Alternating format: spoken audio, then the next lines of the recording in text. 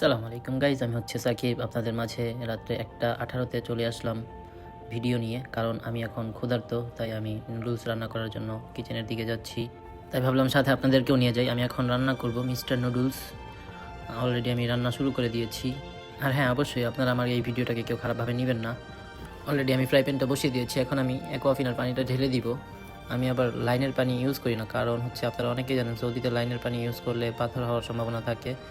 এটা আমার কথা না, এটা হচ্ছে পুরোনো ব্যক্তিদের কথা। তো আপনারাও চেষ্টা করবেন যারা সৌদিতে থাকেন লাইনের পানি ইউজ না করার জন্য। অলরেডি আমি নুডলসটা ঢেলে দিলাম। আমি একটু নুডলসটা ডিফারেন্টভাবে রান্না করব। এখানে পানিটা আমি বাইরে মানে যে ছাঁকা লাগে আমি ছাঁকবো না, এটাকে শুকিয়ে ফেলবো। শুকিয়ে ফেলার পরে দেন এটাকে আমি নামিয়ে ফেললাম। এর মধ্যেই গাইজ আমার বন্ধু জুতিয়া সে ফোন করে ফেলেছে, বলতেছে কী করতেছোস। আমি বললাম নুডলস রান্না করি।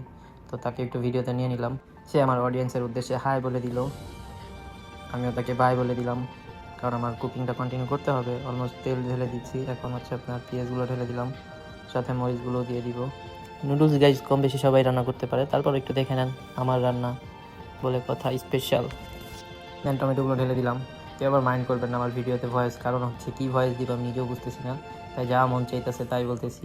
ভালো লাগলে অবশ্যই আপনারা শেয়ার দিবেন। এখন সেই রাখা নুডলসটা আমি ঢেলে দিলাম টমেটোর মধ্যে।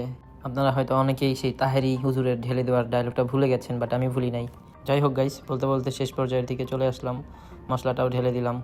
এখন একটু নাড়াচাড়া করে উঠিয়ে নিব। দেন আমার নুডলসটা তৈরি হয়ে যাবে খাওয়ার জন্য।